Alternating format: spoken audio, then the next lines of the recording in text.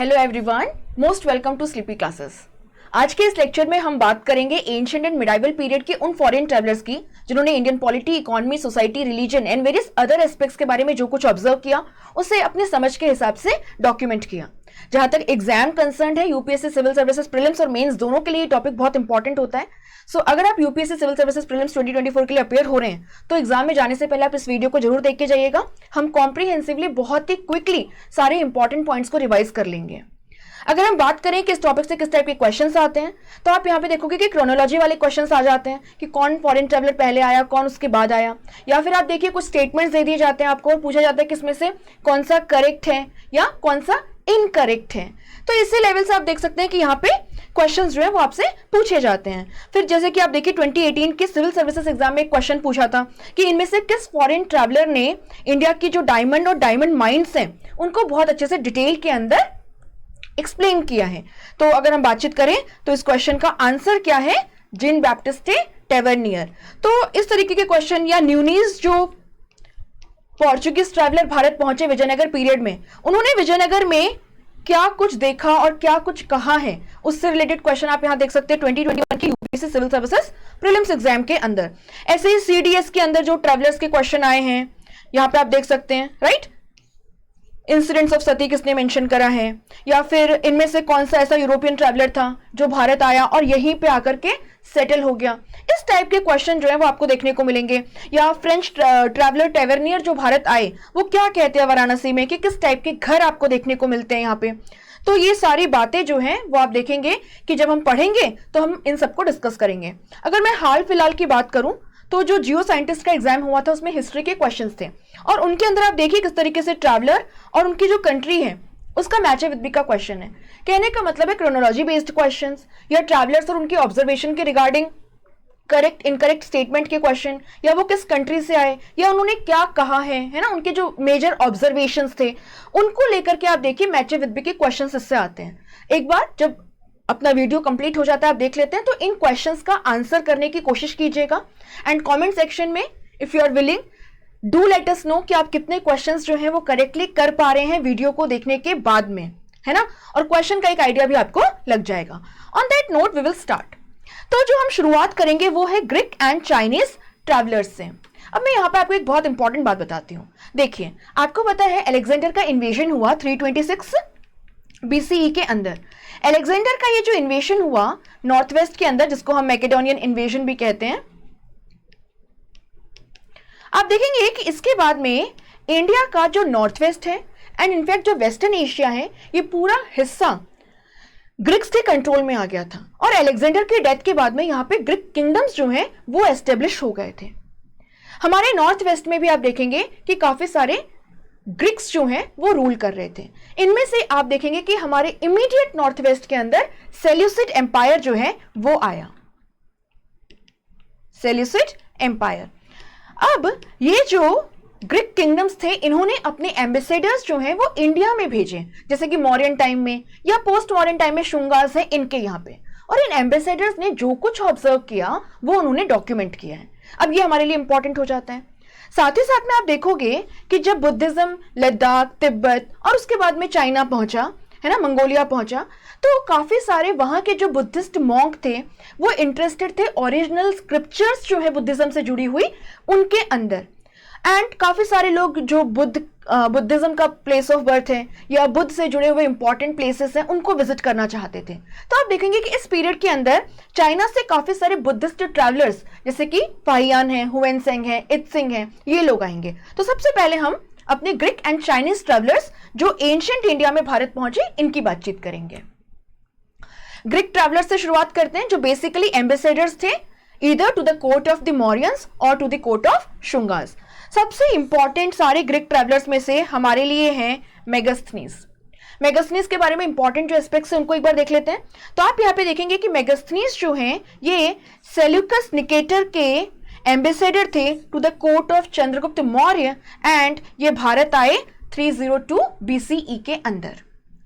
इन्होंने जो कुछ ऑब्जर्व किया नॉर्थ वेस्टर्न इंडिया या पाटलिपुत्र के regarding political system, administrative system, है ना, social life, economic life, religious life या वेरियस अदर एस्पेक्ट्स, उनको उन्होंने डॉक्यूमेंट किया, जिस किताब का नाम था इंडिका, उसके अंदर।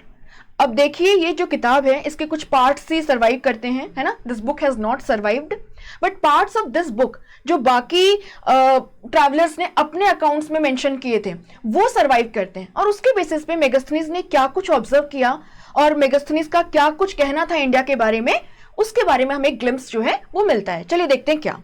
तो यहाँ पे सबसे पहले अगर हम बात करें कि वो लोगों के बारे में क्या कह रहे हैं, तो कह रहे हैं कि मौर्यन एम्पायर में जब वो आए हैं, चंद्रगुप्त मौर्य जो फाउंडर ऑफ मौर्यन डायनेस्टी, उनके यहाँ पे थेफ्ट वाज रेयर, चोरी चकारी नहीं होती थी। Farmers were never touched in war.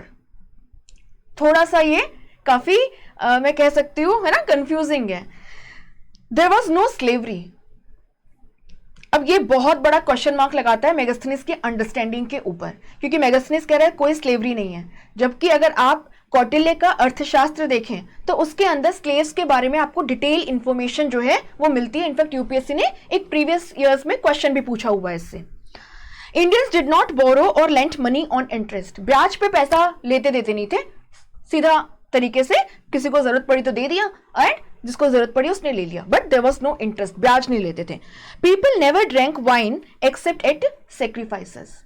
तो ये कैसी सोसाइटी है जो मेगास्थनीज ने देखी? Theft was rare, farmers were never touched in the war, there was no slavery, Indians did not borrow और lent money on interest, people did not drink wine except on ceremonial occasions.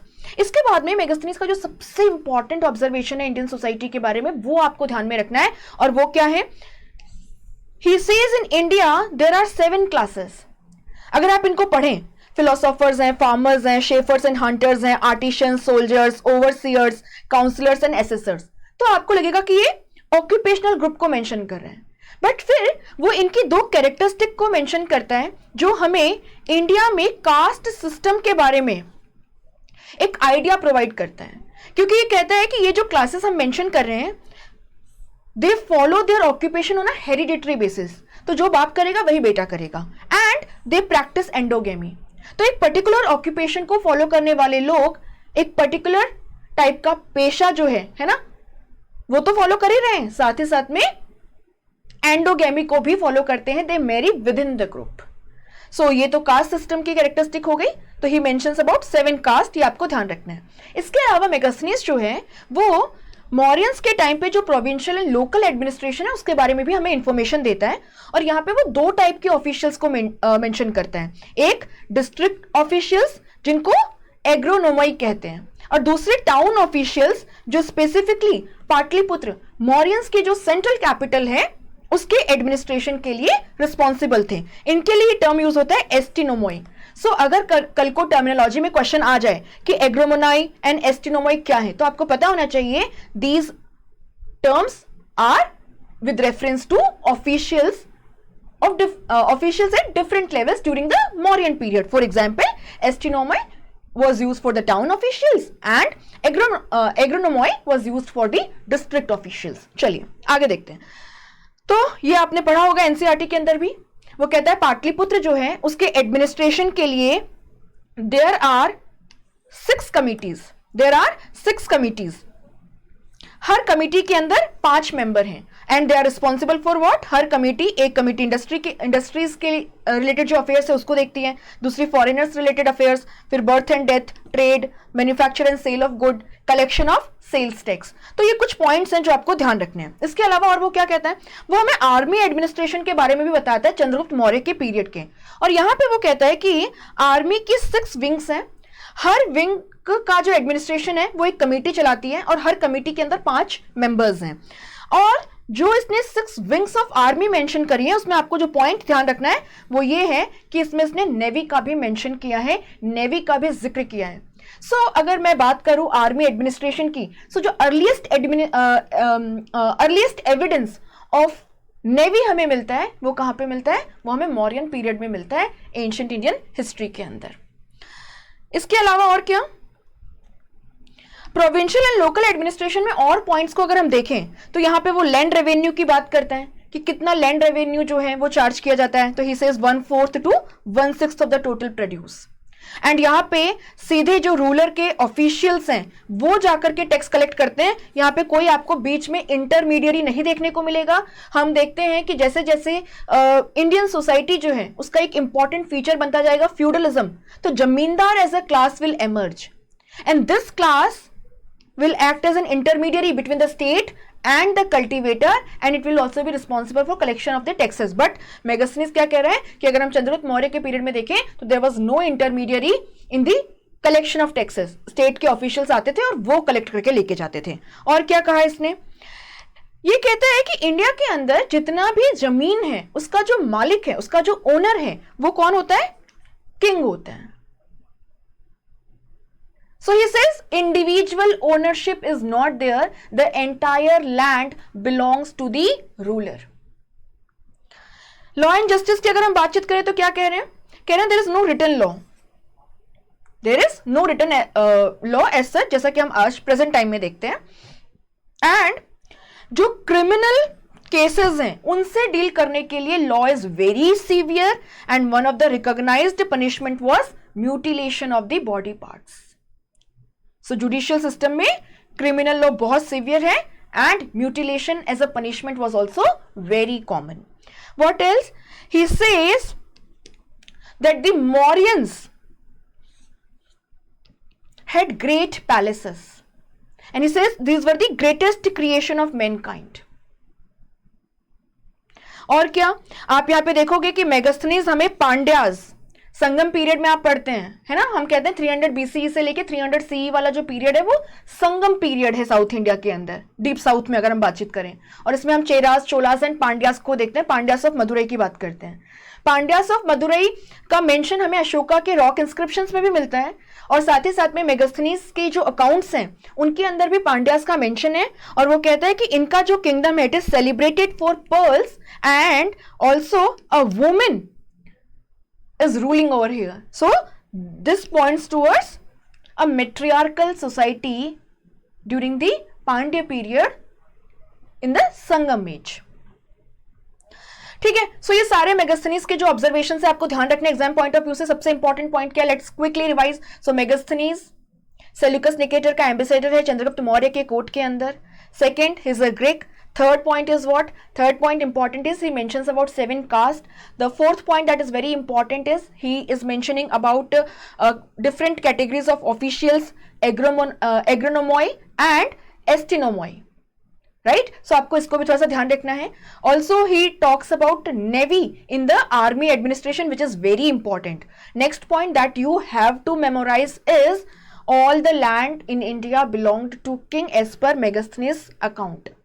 ये आपको यहाँ पे थोड़ा सा ध्यान रखना है। पनिशमेंट में mutilation was very common in criminal cases. What else? Pandya kingdom का मेंशन भी मेगास्थनीज करता है। तो ये सारे पॉइंट्स बहुत इंपॉर्टेंट हैं, आपको अच्छे से इसको याद करके जाना है। देखो प्रीलिम्स के लिए फैक्ट्स बहुत इंपॉर्टेंट होते हैं, you have to pay attention. Okay, चलिए अब कुछ और ग्रीक ट्रैवलर्स भी हैं जिनका बहुत डिटेल्ड अकाउंट आपको एग्जाम पॉइंट ऑफ व्यू से नहीं पढ़ना है जीएस के लिए, जहां तक आपका यूपीएससी प्रीलिम्स एग्जाम कंसर्न्ड है। तो हम एक बार देख लेते हैं ये कौन कौन से ग्रीक ट्रैवलर्स थे, ये कब आए और किसके कोर्ट में आए। तो अदर ग्रीक ट्रैवलर्स की अगर हम बातचीत करें तो एक है डाइमेचुस, है ना, डाइमेचुस की अगर हम बातचीत करें तो ये भी जैसे कि मैंने आपको बताया ग्रीक ट्रैवलर हैं और इनको भी सेल्यूकस निकेटर ने जो सेल्यूसिड एम्पायर एस्टेब्लिश किया था, है ना, उसी के एक सक्सेसर रूलर ने अपने एम्बेसडर के रूप में बिंदुसार, अशोका के जो फादर हैं, उनके कोर्ट में भेजा था। तो हम क्या देख रहे हैं यहाँ पे, डाइमेचुस जो हैं, he is a Greek traveller, basically an ambassador of the Seleucid empire to the court of Bindusara. इसके अलावा डियोनिसियस जो हैं वो बहुत इंपॉर्टेंट है। तो अगर हम डियोनिसियस की बात करें तो ये भी ग्रीक एम्बेसडर हैं। किसके एम्बेसडर हैं ये? इजिप्ट के जो रूलर थे टॉलमी फिलाडेल्फस, उन्होंने इनको भेजा था अशोका के कोर्ट में। इसके अलावा आप देखिए जब हम शुंग पीरियड पढ़ते हैं तो हम यहां पे बात करते हैं आपके हेलियोडोरस पिलर की, गरुड़ पिलर की, विदिशा, भिल्सा या बेस नगर इन एमपी में। और ये जो हेलियोडोरस पिलर है ये कनेक्टेड है इन्हीं हेलियोडोरस ग्रीक एम्बेसडर से। तो हेलियोडोरस जो है ये ग्रीक एम्बेसडर थे जिनको तक्षशिला के रूलर ने भेजा था शुंग डायनेस्टी के भागभद्र के कोर्ट के अंदर।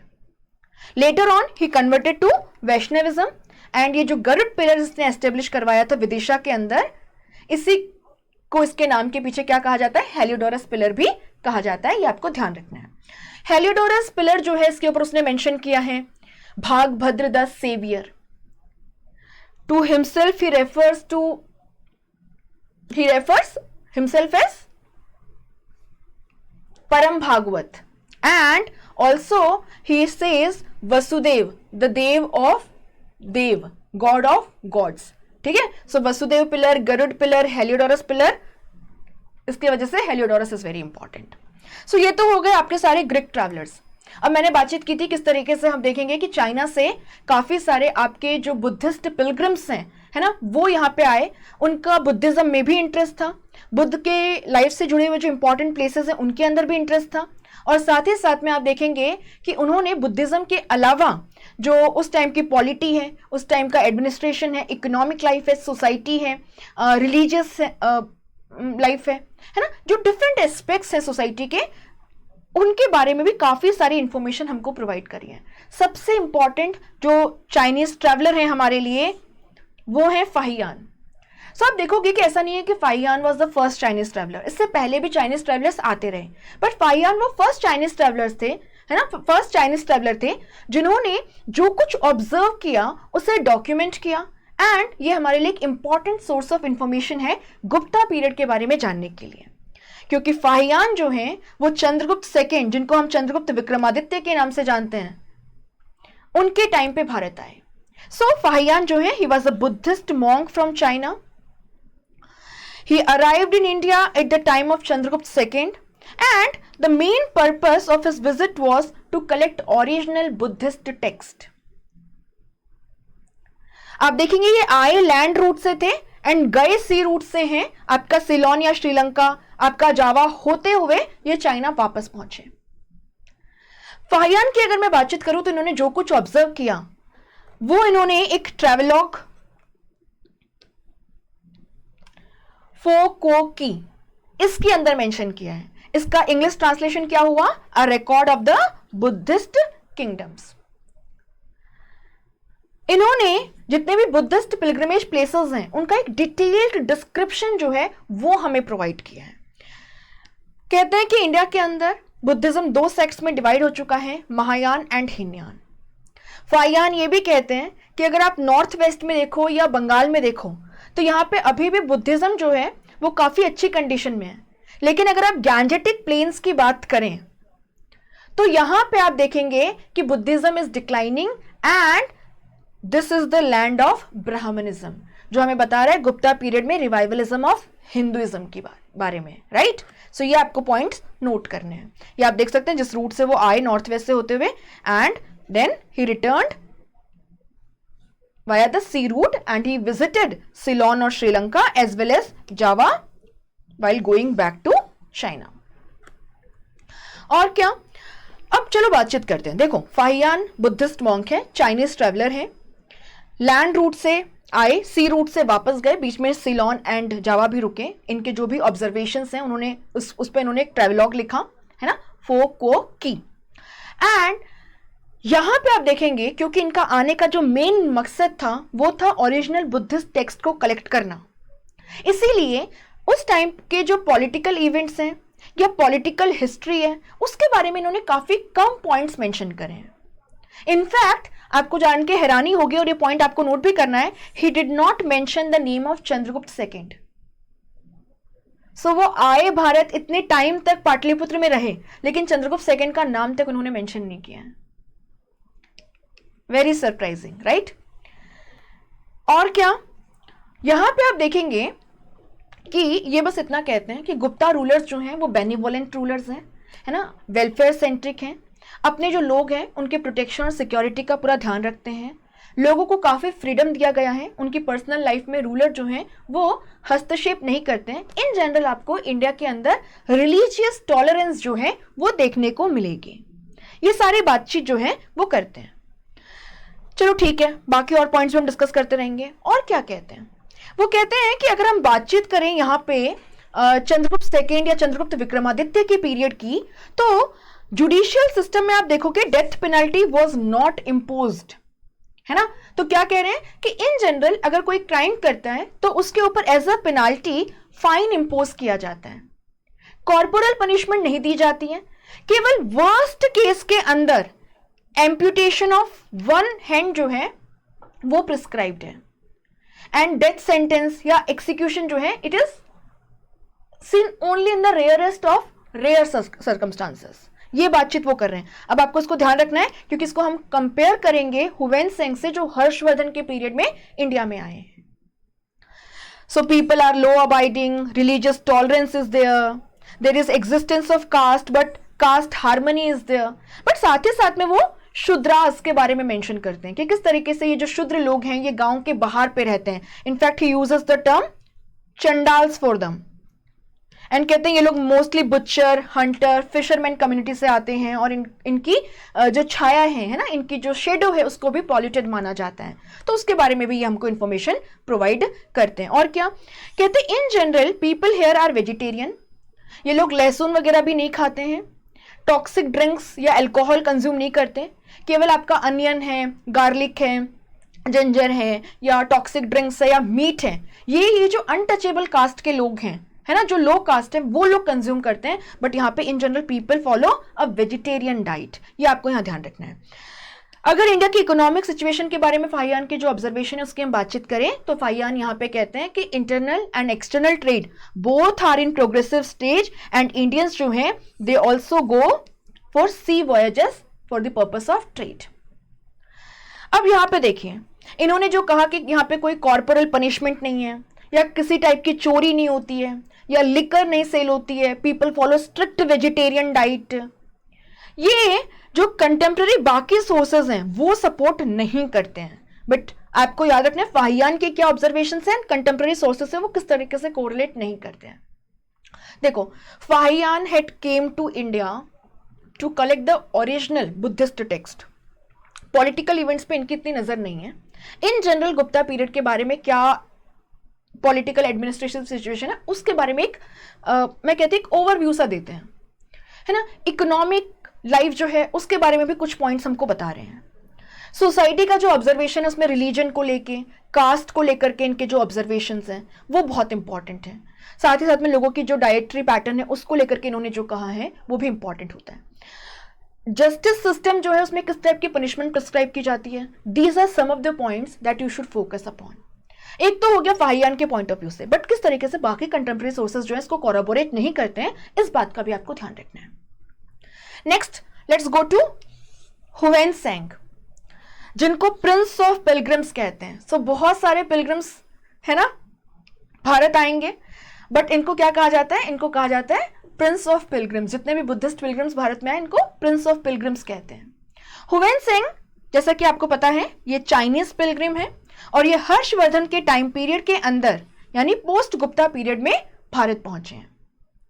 आप देखेंगे कि इन्होंने हर्षवर्धन और उस टाइम पे हर्षवर्धन का जो एडमिनिस्ट्रेशन है उसका बहुत ही ग्लोइंग अकाउंट जो है वो प्रेजेंट किया है, और उसमें हमें एक बायसनेस जो है हर्षवर्धन की तरफ एंड बुद्धिज्म की तरफ हुवेन सेंग की वो भी बहुत ही क्लियरली नजर आती है। तो इन पॉइंट्स को आप थोड़ा सा ध्यान में रखें। यहां पे देखिए, he was also a Buddhist monk and main reason was to visit this sacred Buddhist site। इसलिए आप देखोगे कि आपका कुशिनारा है, लुम्बिनी है, कपिल वस्तु है, बोध गया है, राजगृह है, जितने भी इंपॉर्टेंट प्लेसेस हैं जो बुद्ध की लाइफ से एसोसिएटेड हैं, he visited all of them and उन सब का अकाउंट इन्होंने हमें प्रेजेंट किया है। जिस तरीके से फाहियान ने भी जितने भी बुद्धिस्ट पिलग्रिमेज प्लेसेस हैं उनके बारे में डिटेल इंफॉर्मेशन हमको दी है। तो यहाँ पे तो दोनों के बीच में कोई मतभेद नहीं है। अब हुवेन सेंग का इंडिया की पॉलिटी, एडमिनिस्ट्रेशन, इकोनॉमी, सोसाइटी है ना, उनको लेकर के जो ऑब्जर्वेशंस हैं वो उन्होंने मेंशन करे हैं अपनी किताब CUK के अंदर, जो आपको थोड़ी सी याद रखनी है। ध्यान रखिएगा, दो हम कहते हैं कि हुवेन सेंग जो है ये हर्षवर्धन के कोर्ट में आए। हुवेन सेंग जो है ये पुलकेशिन सेकंड जो हर्षवर्धन के कंटेम्प्रेरी हैं एंड महेंद्र वर्मन फर्स्ट जो पल्लवा रूलर हैं उनके यहां भी गए थे। तो इन सब चीजों का भी आपको थोड़ा सा ध्यान जो है वो रखना है। चलिए देखते हैं क्या कहते हैं। So he visited India via the land route and returned also via the land route. ये मैंने आपको बता दिया है ना. He praised emperor Harsha and his administration very much, in fact being biased towards Harsha. इसके बाद में वो कहते हैं कि हर्षवर्धन जो है उनकी जितनी भी इनकम होती है स्टेट की, उसको 4 पार्ट में डिवाइड किया जाता है. एक पार्ट जो एडमिनिस्ट्रेटिव रूटीन है ना खर्चा होता है उस पर खर्च कर दिया जाता है. दूसरा गवर्नमेंट एम्प्लॉयज की जो सैलरी वगैरह होती है उस पर. तीसरा स्कॉलर्स के देने के लिए. और चौथा charity to Brahmans and the Buddhist monks. So he says Harshavardhana जो है he is a very religious person. वो न केवल बुद्धिस्ट मॉन्क्स या मोनेस्ट्रीज को डोनेशन देते हैं, वो ब्राह्मण्स जो हैं उनको भी चैरिटी जो है वो देते हैं, है ना. तो ये हो गया कि भाई एडमिनिस्ट्रेशन की जितनी भी इनकम हो रही है उसको 4 पार्ट्स में डिवाइड कर लेना है. एडमिनिस्ट्रेटिव खर्चा, गवर्नमेंट ऑफिशियल्स की सैलरी, और साथ ही साथ में आपके स्कॉलर्स जो हैं उनका पेमेंट, एंड चैरिटी में जो रिलीजियस इंस्टीट्यूशंस हैं या जो रिलीजियस पर्सन है जैसे कि ब्राह्मण्स या बुद्धिस्ट मॉन्क, उसको 1/4 हिस्सा दिया जाता है टोटल स्टेट रेवेन्यूज का. तो ये पॉइंट बहुत इंपॉर्टेंट है. Next what? He says the kingdom is well governed. There are few cases of law breaking. अब फाहियान भी कह रहे थे कि लॉ एंड ऑर्डर सिचुएशन बहुत अच्छी है. हुसैन सिंह भी कह रहे हैं कि लॉ एंड ऑर्डर सिचुएशन बहुत अच्छी है. देयर इज इफेक्टिव एडमिनिस्ट्रेशन, है ना. हर्षाज एडमिनिस्ट्रेशन जो है इसमें वेलफेयर पे फोकस किया जाता है और लोगों की प्रोटेक्शन सिक्योरिटी पे फोकस किया जाता है. So the kingdom is well governed. But at the same time, he says, while traveling, he was robbed twice. अगर आप सोचिए हर्षवर्धन के आप गेस्ट हैं और आपकी 2 बार चोरी हो सकती है, तो उस टाइम पे ये क्या इंडिकेट कर रहा है? This is indicating a breakdown of the law and order situation. It is also pointing towards the fact the travel routes were not safe. ये आपको यहाँ पे ध्यान रखना है. फिर हर्षवर्धन के पीरियड में टैक्सेशन का बर्डन इतना नहीं है. टैक्स जो है वो बहुत ही नॉमिनल है. इसकी बातचीत करता है हुसैन सिंह. साथ ही साथ में ये भी कहता है कि पनिशमेंट की अगर हम बातचीत करें तो cruel form of punishments exist. For example mutilation of the body parts. और यहां पे आप निर्दोष हैं या आपने गुनाह किया है ये डिसाइड किया जाता है on the basis of ordeal by fire, water, poison and weighing. So आपको तालाब में फेंक दिया जाएगा जो मगरमच्छ से भरा हुआ है. अगर आप बच के निकल गए तो आप जो हैं वो बेकसूर थे, निर्दोष थे, एंड आपको छोड़ दिया जाएगा. Otherwise you will be punished. So superstitious methods जो हैं वो आपको देखने को मिल रहे हैं यहाँ पे जस्टिस एडमिनिस्ट्रेशन के अंदर. तो ये पॉइंट भी आपको यहाँ पे थोड़ा सा नोट करना है. जस्ट लाइक फाहियान आप देखोगे हुसैन सिंह भी कहते हैं कास्ट सिस्टम बहुत रिजिड है. ये भी चंडाल्स और जो अनटचेबल्स हैं उनके बारे में मेंशन करते हैं. रिलीजियस टॉलरेंस की बात जो है वो की थी फाहियान ने. आप देखोगे हुसैन सिंह जो है ये भी रिलीजियस टॉलरेंस की बात करते हैं और यहाँ पे कहते हैं कि यहाँ पे बुद्धिज्म, हिंदुइज्म के अलावा जैन धर्म जो है वो भी काफी पॉपुलर है. If you talk about the 7th century when Hussain Singh visited India. Buddhism के डिक्लाइन के बारे में ऐसा इन्होंने क्लियरली तो नहीं लिखा है, बट अगर आप इनके अकाउंट को डिटेल में पढ़ेंगे तो आप पाएंगे कि हाँ बिल्कुल फाहियान ने जिस तरीके से कहा था उस तरीके से आपको देखने को मिलेगा कि इस पीरियड में Buddhism in general was declining and Brahmanism जो है उसका रिवाइवलिज्म हो रहा था. और ये बहुत क्लियर है, हमें पता है ना. गुप्ता, पोस्ट गुप्ता, इस पीरियड के अंदर what we are seeing specially during the Rajput period, Brahmanic revivalism had taken place in the country. Right, you have to focus upon that. So caste system की बातचीत हो रही है, अनटचेबल्स की, रिलीजियस टॉलरेंस की बातचीत हो रही है ना. ये कुछ पॉइंट्स हैं जो आपको थोड़े से ध्यान रखने हैं. और क्या, हुसैन सिंह हर्षवर्धन ने जो प्रयाग में असेंबली की थी जहां पे वो जितना भी पिछले 5 साल में उसकी पर्सनल वेल्थ होती थी, है ना, उसको डिस्ट्रीब्यूट कर देता था जरूरतमंदों के अंदर. और कन्नौज की असेंबली जो स्पेशली ऑर्गेनाइज की थी हर्षवर्धन ने to spread the doctrines of Mahayana Buddhism, और इसको प्रिसाइड किया था खुद हुसैन सिंह ने. इसका भी मेंशन हुसैन सिंह जो है वो करते हैं. ठीक है, तो आपको हुसैन सिंह के बारे में जो इंपॉर्टेंट पॉइंट्स है वो ध्यान रखने हैं और उनको आपको फाहियान से कंपेयर करके भी याद रखना है. आप देखेंगे हुसैन सिंह भी कहता है कि people in India in general follow vegetarian diet. तो अगर आप देखो ना जिस तरीके की पिक्चर ये प्रेजेंट कर रहे हैं फाहियान या हुसैन सिंह, वो इंडिया को एक आइडियल सोसाइटी की तरह प्रेजेंट कर रहे हैं. क्यों?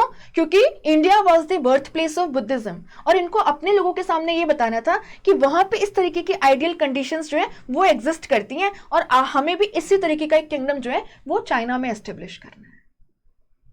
बस ये इन्होंने नालंदा के बारे में भी मेंशन किया है। क्या लिखते हैं?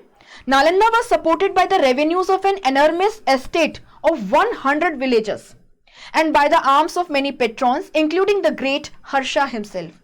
It provided free training for no less than 10,000 students who had a large staff to wait on them. So Nalanda का जितना भी खर्चा है उसकी बातचीत करिए, किस तरीके से 100 गांवों से आने वाला जो रेवेन्यू है वो उसके लिए साइड में रख दिया गया है, और बहुत सारे लोग जो हैं एज अ पेट्रॉन भी इसको सपोर्ट करते हैं। तो इन सारी चीजों को आपको थोड़ा सा ध्यान रखना है। चलिए, अब जो नेक्स्ट चाइनीज ट्रैवलर की हम बातचीत करेंगे वो है Itsing. Itsing post Harsha period के अंदर भारत आए, ये भी चाइनीज ट्रैवलर हैं, और इन्होंने एक बुक लिखी है जो हमारे लिए इंपॉर्टेंट है, the record of Buddhism as practised in India, जिसमें इन्होंने बेसिकली जो Buddhist doctrines and monastic life India में एग्जिस्ट करती है उसका डिटेल्ड अकाउंट प्रेजेंट किया है। इसके अलावा आप देखेंगे इनकी एक बुक है the memoirs of eminent.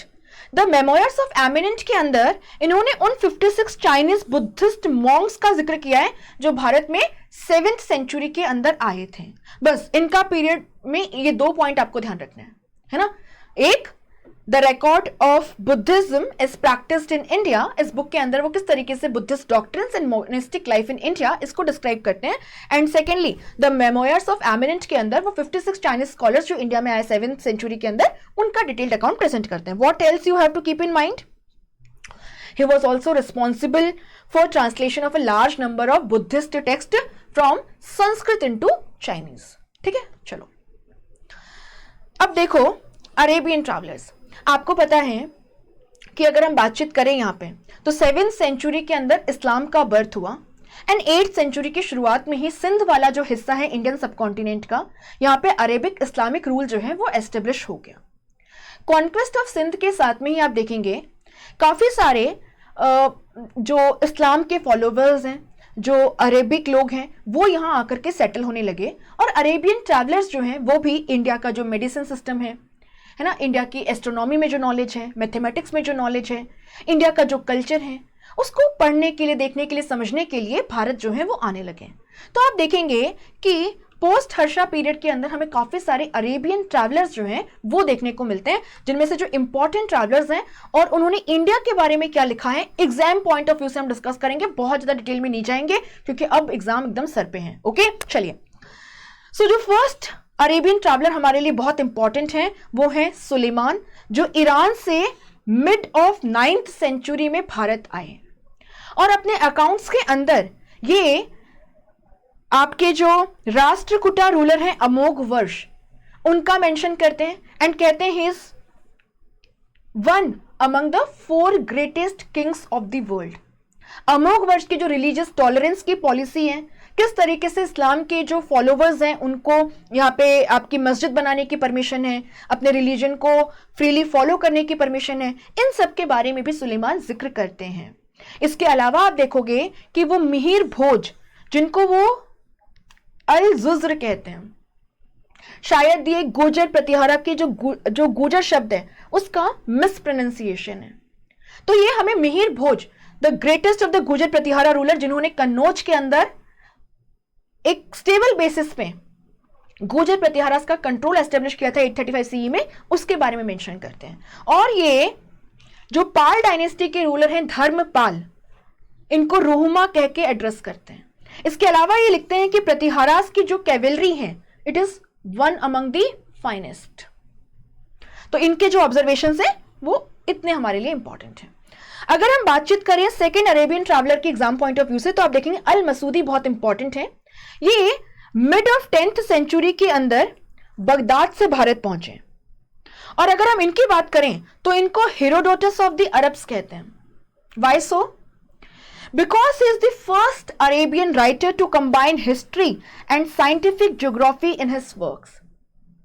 So history is dependent on geography, और geography and history are co related. एक बहुत अच्छा सा कोरिलेशन जो है वो आपको देखने को मिलता है अल मसूदी के अकाउंट्स के अंदर।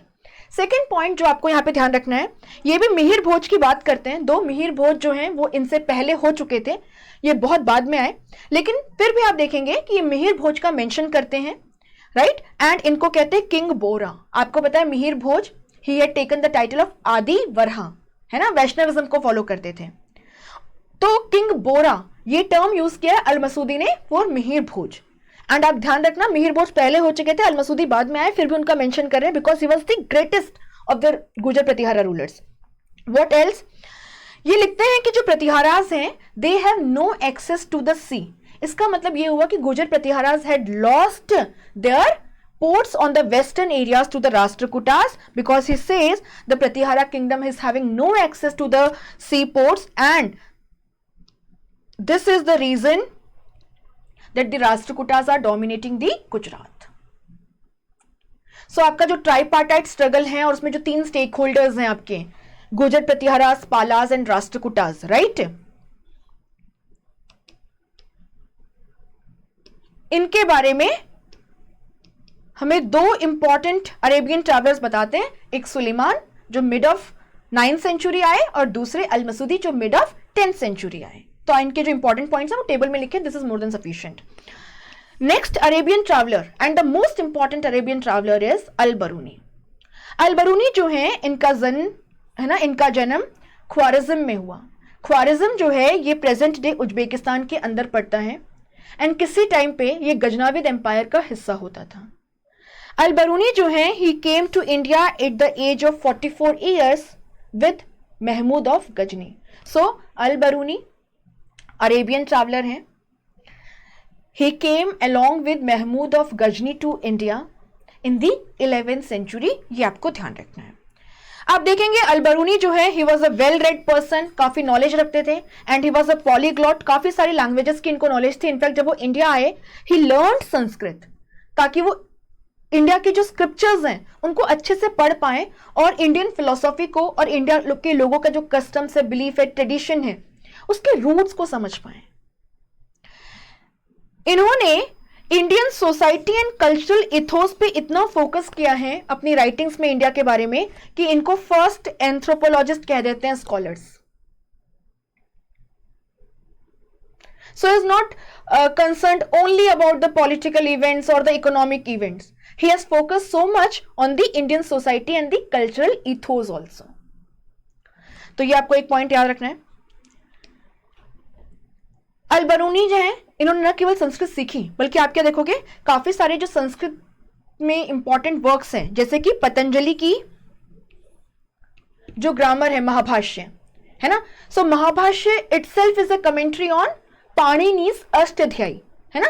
तो पाणिनी की जो अष्ट अध्यायी है उस पे कमेंट्री है पतंजलि का महाभाष्य, और महाभाष्य जो है इसको अरेबिक में ट्रांसलेट किया है किसने?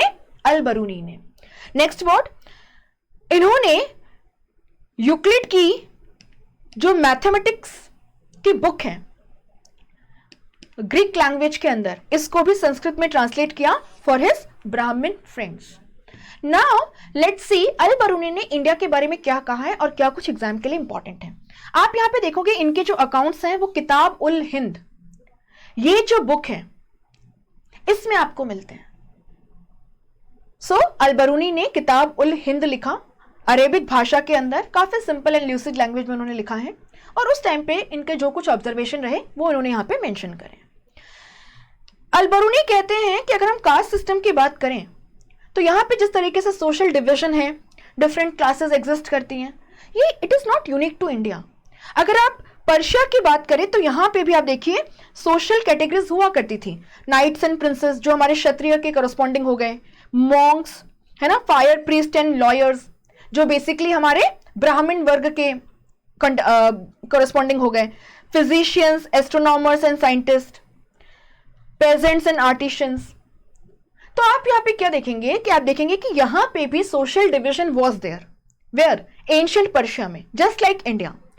बट अल बरूनी कहते हैं what distinguishes Indian caste system from social divisions in other parts of the world is the notion of pollution associated with certain caste from very birth. And he says this is contrary to the law of nature. What else he says? He says India is a closed society. Here people have a false sense of superiority. यहां देखिए, they believe that there is no country like theirs, no nation like theirs, no king like theirs, no religion like theirs and no science like theirs. कहते हैं कि ये लोग अपनी जो knowledge होती है वो किसी के साथ में शेयर नहीं करते हैं. यहाँ पे जो ब्राह्मण वर्ग है ना, वो अपने तक नॉलेज कन्फाइन रखता है. एंड ये जो ब्राह्मण्स हैं, ये नॉलेज जो इनके पास है या बाकी लोग जिनके पास थोड़ी बहुत नॉलेज है, they do not want to share specially with the foreigners, with the outsiders. So he says Indian society is a closed one. They have a false sense of superiority. And this is what has taken this society backwards, and it is being raided by the Turkish. Social evils की बात करते हैं. कहते हैं India में child marriage, widow remarriage पे prohibition, sati प्रथा, low position of women in general and widows in particular आपको देखने को मिलती है. बट देखिए पर्दा प्रथा का मेंशन नहीं है, बिकॉज पर्दा प्रथा हम देखेंगे it came along with the Islamic invaders. Rajput period में हमको वो देखने को मिलती है.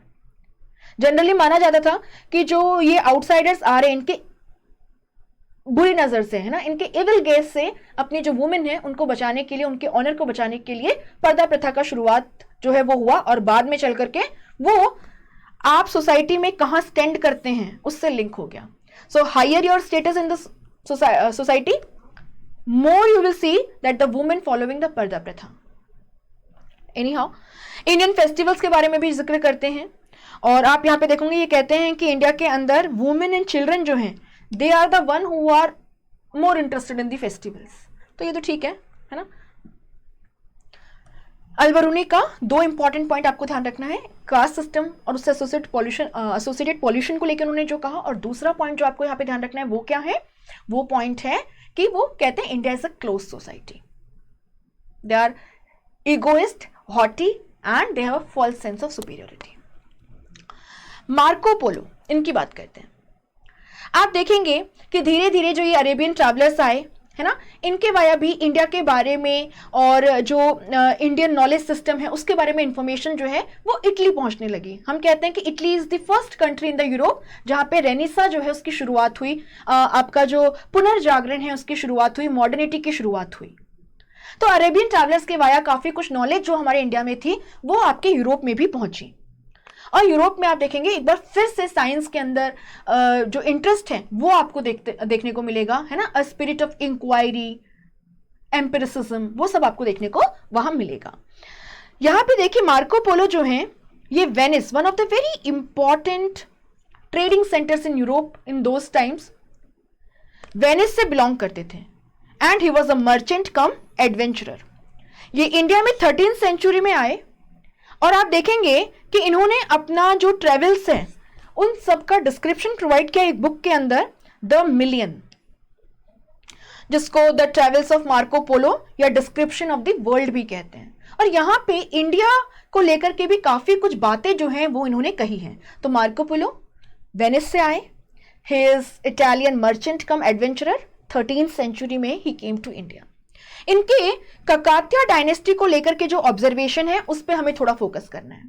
ये कहते हैं यहाँ पे जो रूलर है वो रुद्रम्मा देवी थी, और इनका जो सबसे इंपॉर्टेंट पोर्ट था ककातियास का वो था मोटुपल्ली, जिसको ये कहते हैं मुतफिल्ली. यूपीएससी ने मोटुपल्ली रिलेटेड क्वेश्चन पूछा हुआ है.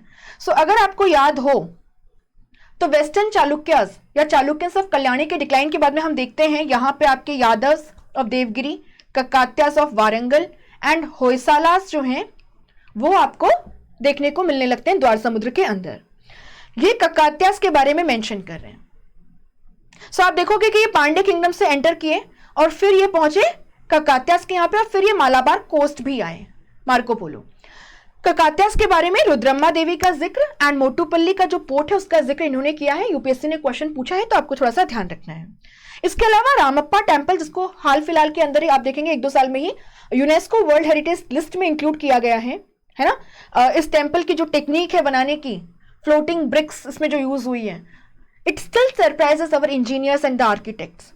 रामप्पा टेम्पल जो है, इसको मार्को पोलो ने क्या कहा था? It is the brightest star in the Galaxy of temples. तो इंडिया में बहुत टेम्पल है, but it is the brightest star, Ramappa temple, ये आपको ध्यान रखना है। बाकी इंडिया के क्लाइमेट की बात करते हैं कि यहाँ पे बहुत हॉट क्लाइमेट है ना। सो majorly he visited southern India, tropics के बहुत पास होने की वजह से वहाँ पे हॉट एंड ह्यूमिड क्लाइमेट होता है, तो लोग कपड़े भी कम पहनते हैं। एंड ये कहते हैं कि यहाँ पे जो सोल लोकल ग्रेन प्रोड्यूस होता है वो राइस है, which is a little bit surprising, but yes, rice is a staple diet in this part of the country, तो इसका मेंशन मिलता है। इब्न बतूता की हम बात करेंगे। सो इब्न बतूता मोरक्को से आए 14th सेंचुरी के अंदर, जब भारत के अंदर MBT मोहम्मद बिन तुगलक जो है उनका रूल था। इनफैक्ट मोहम्मद बिन तुगलक ने इनको अपना काजी अपॉइंट किया था एंड 7 साल तक ये मोहम्मद बिन तुगलक के काजी भी रहे। लेकिन मोहम्मद बिन तुगलक से ये कुछ ज्यादा खुश नहीं थे। He described him as an eccentric man prone to severeness of temper.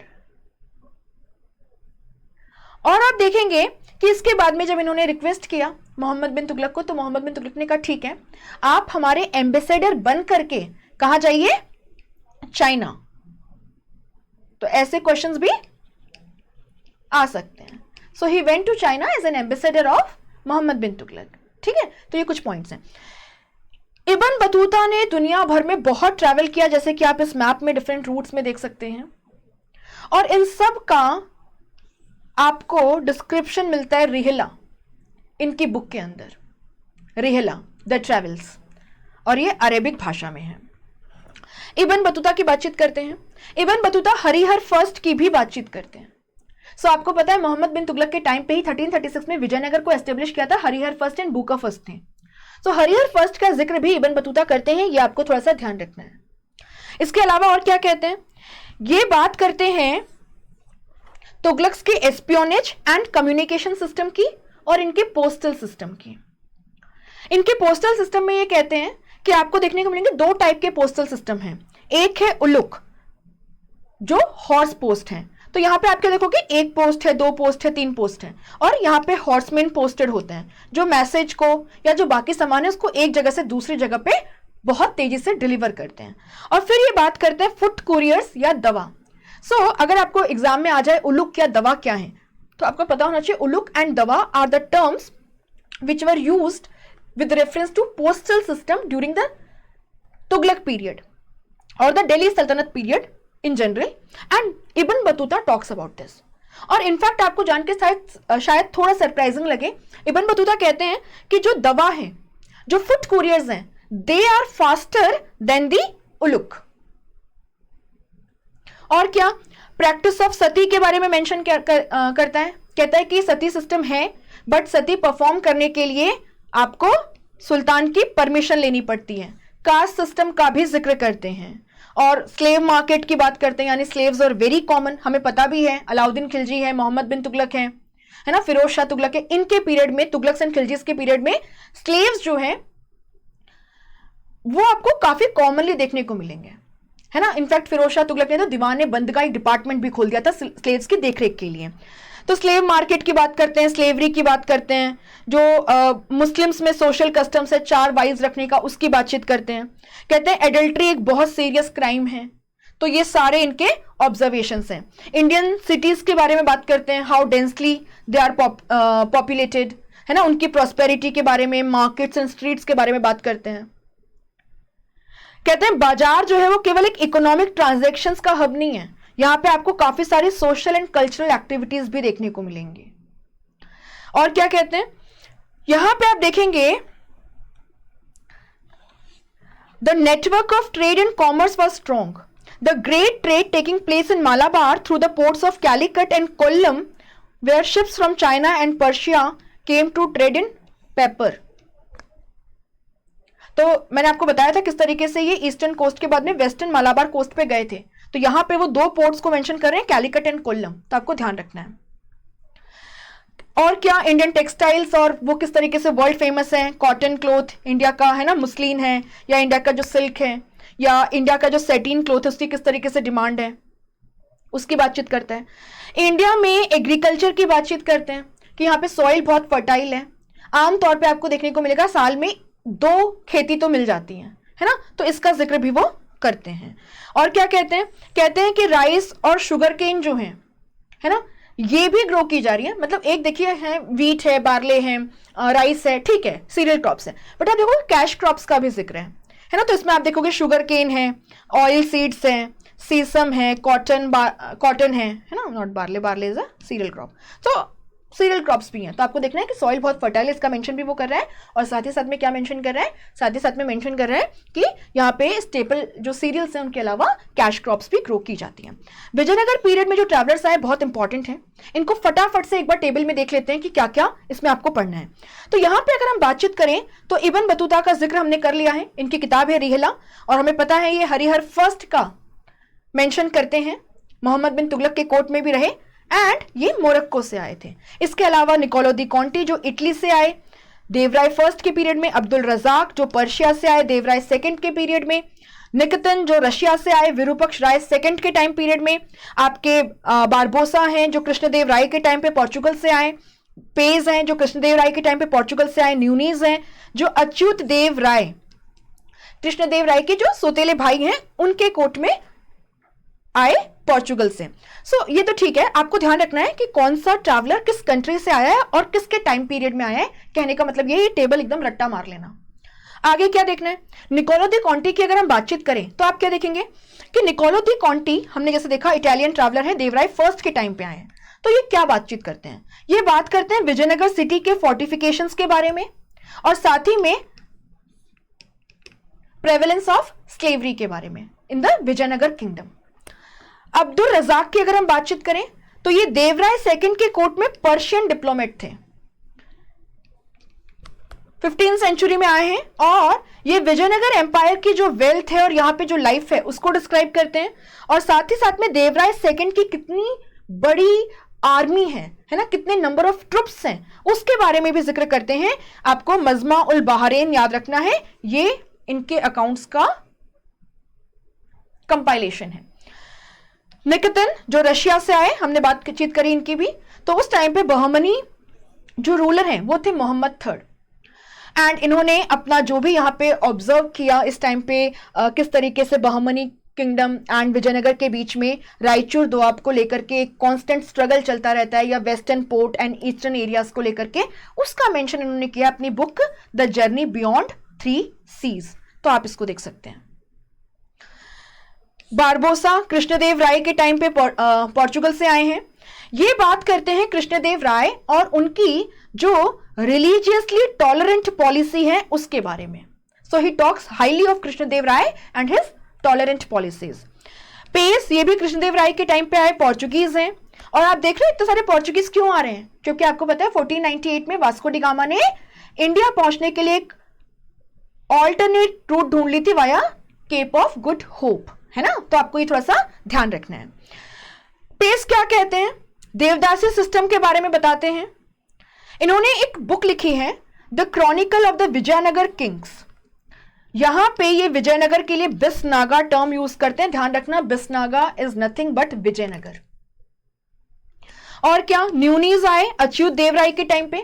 न्यूनीज ने वज्र मुष्टि कलग जो मैसूरू के दशहरा से एसोसिएटेड है, रेसलिंग का एक ऐसा फॉर्म जिसके अंदर ट्रेडिशनल सेंस में या कन्वेंशनल सेंस में रेसलिंग नहीं होती है, बल्कि आपका जो नकल डस्टर्स होते हैं उसका इस्तेमाल होता है।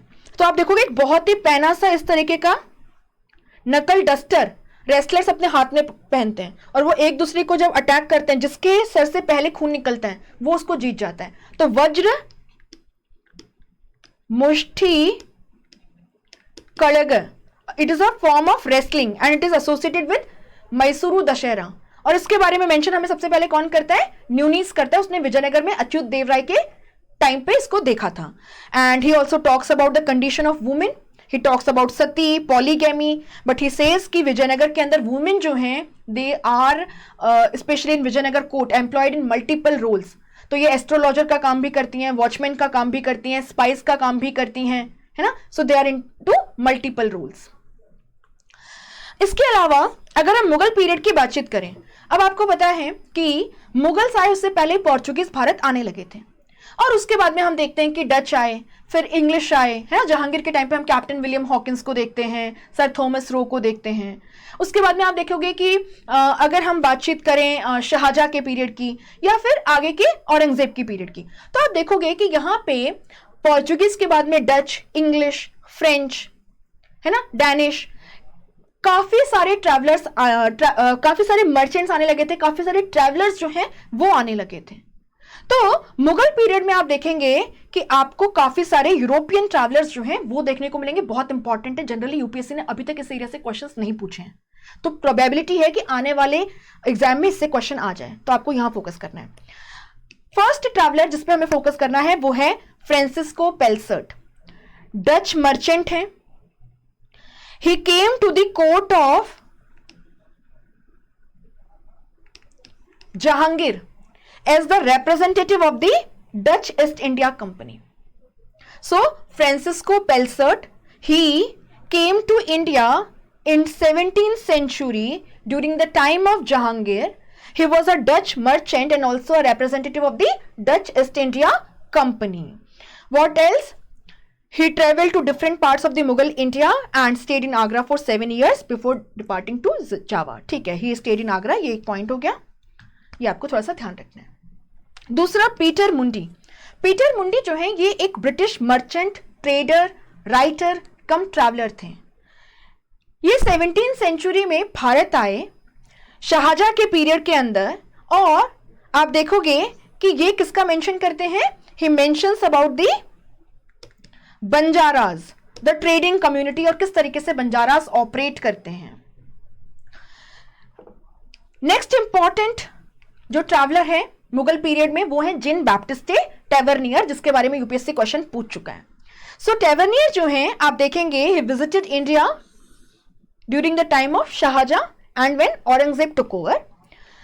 ही was a French gem merchant, और इसीलिए डायमंड्स में इनका काफी इंटरेस्ट था। He provides an elaborate account of the diamond and diamond mines in India.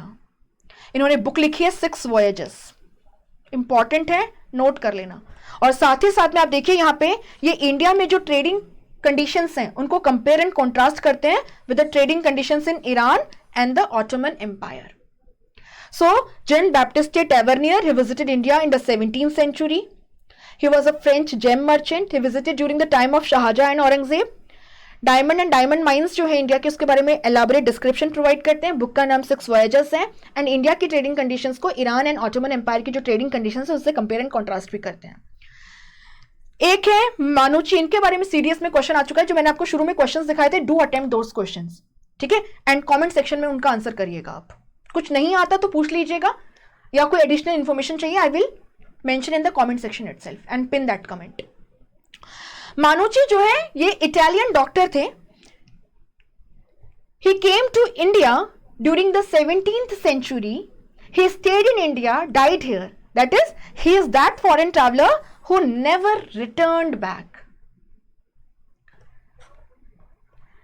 Francois Bernier काफी इंपॉर्टेंट है अगर हम इनकी बात करें। So he is a Frenchman, a doctor, a political philosopher and historian. Shahjahan के जो सबसे बड़े बेटे हैं दारा शिकोह, ये उनके पर्सनल फिजिशियन थे।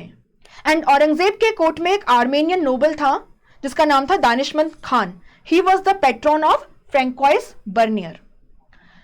बर्नियर ने इंडिया में जो कुछ ऑब्जर्व किया, इंडिया में किस तरीके से शाहजहां की डेथ के बाद में औरंगजेब के पीरियड में एक ब्लीक सिचुएशन थी, उसको उन्होंने डिस्क्राइब किया है अपनी book travels in the Mughal empire. याद रखना है इसको। साथ में एक चीज जो आपको यहाँ पे ध्यान रखनी है, ही सेज कि मुगल इंडिया और यूरोप में एक डिफरेंस है। इंडिया में there is no private land, and he says कि जो लैंड होल्डर्स हैं they can not pass the land to their children, and इसीलिए एग्रीकल्चर काफी खराब कंडीशन में है। सो ये क्या बोल रहे हैं कि जो एंटायर लैंड है it belongs to the state. ये बहुत बड़ा डिबेट है कि इंडिया में लैंड किसको बिलोंग करता था, किसान ओनर होता था, राजा होता था, है ना, कौन ओनर था। तो कुछ लोग कहते हैं कि लैंड जो है it was the property of the state, but जो कल्टीवेटर है जब तक कि वो टाइम पे टैक्स दे रहा है तब तक उसकी जमीन उसके पास रहती थी। बट कुछ लोग कहते हैं no the peasant was the owner. तो ये डिबेट चलता रहता है, बस आपको ये ध्यान रखना है कि यहां पे हम क्या देख रहे हैं, बर्नियर कह रहा है इंडिया में there is no private control over land and this is the reason कि यहां पे आपको ज्यादा इन्वेस्टमेंट वगैरह एग्रीकल्चर में नहीं देखने को मिलता और एग्रीकल्चरल कंडीशन ज्यादा अच्छी नहीं है। और क्या कहते हैं लेकिन इंडिया जो है वो अभी भी एक बहुत इंपॉर्टेंट इकोनॉमिक हब है। The vast quantities of the world's precious metals flowed in India as manufacturers was exported in exchange for gold and silver. So India जो है उसका ट्रेड सरप्लस था। हम इतनी आइटम्स इंपोर्ट नहीं करते थे जितनी हम एक्सपोर्ट करते थे और हम पेमेंट लेते थे गोल्ड एंड सिल्वर में। इनफैक्ट आपको मैं एक और ट्रैवलर का नाम बताती हूँ, लेट्स विजिट हिम फर्स्ट। इनका नाम है गियोवानी करेरी। सो करेरी की अगर हम बातचीत करें तो ये इटालियन ट्रैवलर थे and he arrived in India in 1690 when Aurangzeb was ruling and इन्होंने डिटेल्ड डिस्क्रिप्शन प्रोवाइड किया है कि किस तरीके से दुनिया भर का जो सोना चांदी है वो अल्टीमेटली मुगल ट्रेजरी के अंदर अक्यूमुलेट हो रहे हैं, सेम जैसा कि बर्नियर भी मेंशन कर रहे हैं। आप देखेंगे यहां पे महमूद वाली बल्खी ये भी आपको देखने को मिलेंगे। और ये जो है ये ट्रैवलर फेमस हैं क्योंकि ये 1620s में आए और इनके फेमस होने का रीजन है ही बिकेम अ सन्यासी फॉर अ टाइम बीइंग। तो ये थोड़ा सा इंपॉर्टेंट है, कभी कुछ पूछ लिया तो। इसके अलावा शेख अली हजीन ये एक और ट्रैवलर थे जो आपके लेटर मुगल्स के टाइम पे 1740s में इंडिया में आए हैं। अब यहां पे आपकी एनसीईआरटी का कुछ स्क्रीनशॉट है, आप इसको एक बार गो थ्रू कर लेना। यहाँ पे हमने जो पॉइंट डिस्कस करे हैं जैसे कि अल बरूनी के बारे में, मार्को पोलो के बारे में, इब्न बतूता, अब्दुल रजाक के बारे में, निकतन के बारे में वही मेंशन्ड है, बट आपको यहाँ से क्रोनोलॉजी मिल जाएंगी, है ना। बारबोसा के बारे में एक इंपॉर्टेंट पॉइंट जो आपको ध्यान रखना है, अकबर के टाइम पे आपने एक्वावीवा या मॉन्टसेरेट इनके बारे में पढ़ा होगा, किस तरीके से इनको इबादत खाना में इन्वाइट किया था और ये क्रिश्चियनिटी को रिप्रेजेंट करते थे, है ना। सो मॉन्टसेरेट जो है ही केम फ्रॉम स्पेन। एक और ट्रैवलर है, इनको आप थोड़ा सा नोट कर लो। अकबर के टाइम पे सैयदी अली रईस जो है ना, सैयदी अली रईस जो हैं ये टर्की से भारत आए थे, ये आपको ध्यान रखना है। बाकी महमूद वाली बल्खी के बारे में हमने देख लिया, Peter Mundy, Jean Baptiste Tavernier and Francois Bernier के बारे में भी हमने देख लिया है। सो यहां पे आपका ये लेक्चर खत्म होता है। आई होप आपको अच्छा लगा होगा, पसंद आता है तो लाइक करते जाइएगा, कमेंट करके बता सकते हैं एंड कमेंट में आप अपनी अटेंडेंस मार्क करेंगे किस तरीके से क्वेश्चंस जो आपको दिए गए हैं उनका आंसर करके, जो पीवाईक्यूज हैं आपके UPSC civil services and CAPF या सीडीएस के एग्जाम्स के प्रीवियस लास्ट 10 ईयर्स के, तो वो आपको स्टार्टिंग में लेक्चर के मिलेंगे, उनका आंसर आप करने की कोशिश कीजिएगा, बताइएगा लेक्चर कैसा लगा। एंड बाकी अगर आप 2025 का प्रिपरेशन कर रहे हैं तो आप हमारा फाउंडेशन बैच जो है वो ज्वाइन कर सकते हैं। आप देखेंगे यहाँ पे इवेल्युएशन कोर्स के साथ में आपकी जो फैसिलिटी है वो भी अवेलेबल है एंड आपको मेंटोरशिप के साथ में भी हमारा ये कोर्स जो है ये अवेलेबल है।